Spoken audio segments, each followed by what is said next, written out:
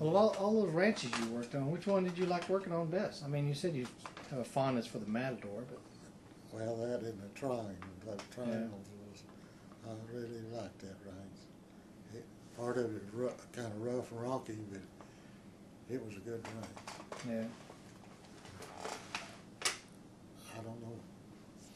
I wouldn't have thought Little Ann had ever sold that range, but she did.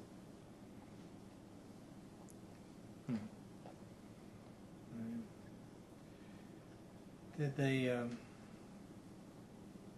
right, each ranch, I guess, gave you a string of horses to work with when you were out there. Was any of them? Well, that person, I finally worked out my leading guys, and I had 16 head of horses. See, the only time they'd feed any horses in the wintertime.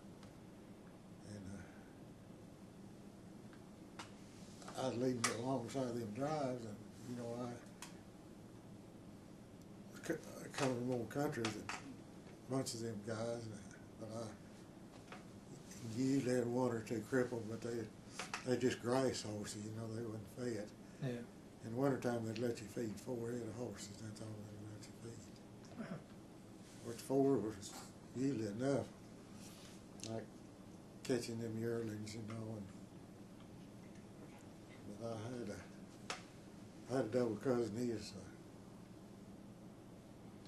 6 years older than I am, and me and him was in the bunkhouse there. You go out every morning, maybe at one camp, you know, and you just go around.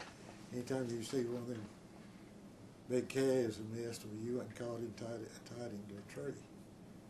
And the next day you'd have to go back, load them up, and haul them in. Yeah. But I thought my cousin, double cousin, about it, one of the good hands I ever worked with, and but I worked with a lot of good boys. And down here, all these young guys are good hands. Yeah. Tell him about old Robin. I had no done Matador horse. I broke him myself. I kept him till he was 26 years old, and I'll never do that again. But I'd get, when Karen and I got married, I'd working for old George Adams, and I'd put her on that old horse. I was carrying out a bunch of heifers, and I took them in a water lot. I cut my heavies out, and she kept complaining about the stirrups too short or too long, and I don't remember what it was now, but anyhow, back then, you know, you had to lace all these stirrups up. They finally come out with them Blevins buckles, but I didn't have any on that saddle. And she brought an old mama cat and a bunch of kittens in, a lot of mice down there in my barn. Yeah. And he was a grandson of Joe Tom Hancock. Now, he went way back there. And big and stout. I seen one of them cats walk. She's sitting on him. I told her to just throw her leg around the front of the saddle horn. The little kitten head got up, about that tall. I seen it walk up there, and that thing went jumping, hit that old horse in the rump, and he jumped, and I guess he hung them claws in. Golly, she went way. She grabbed her head like that and folded up.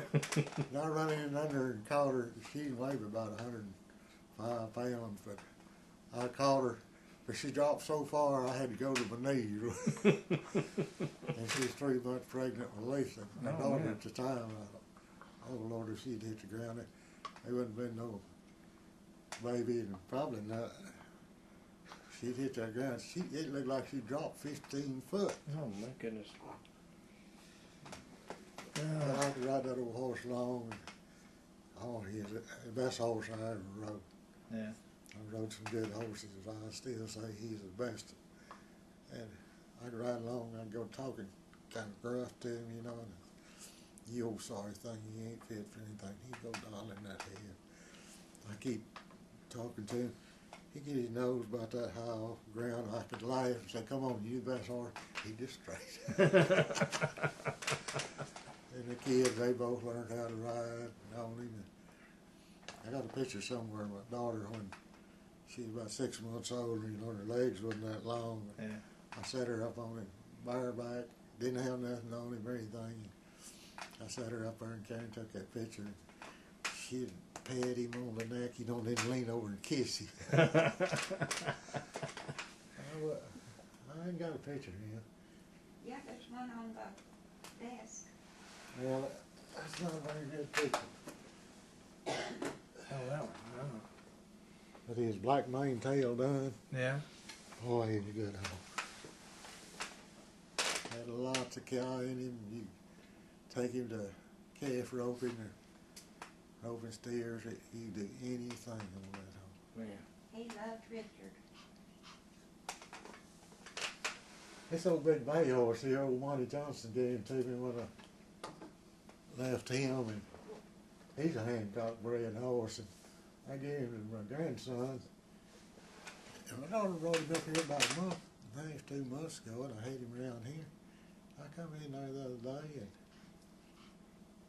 and he come loping right across there, and he'd been foundered right 3 or 4 times, and he colicked several times. And I had a doctor's appointment up there at Henrietta, so I ran up there. Before I went up there, well, he was rolling, tumbling, but he got up. Yeah. And then I come in, well, he still acted like he wasn't feeling good, but he was up, and I run back to call the vet clinic up there and got some of that Benamine, and I came down here, and his vein line would go in the jugular vein, and I give it to him, and he acted like he's going to be all right. And you know, the next evening, which is getting hot, it was 108 degrees, and he finally laid down right out there, and I could tell. And I was thinking all the time about it. A lot of times when they get to rolling, they'll twist the gut. Mm-hmm. And I went in here, I was going to call the vet. Players over there at Jolly. But I walked back out there, and he lay there, and his tongue was hanging out the side of his mouth. And he just kind of looked up at me, took about 6 long breaths, and died. Oh, man. Oh, I hated that so bad. That kid, he thought that was the only horse ever made him. Yeah. Looked like a big horse. Yeah, he is a good stout horse. He's as good a 2-year-old as ever rode. Yeah. He been a 2-year-old. You could do things on him. Yeah. But When our grandson was about 2.5, we'd take him to the barn, and if Joe Tom could get to him, he'd run up and take his flips and ruffle his hair.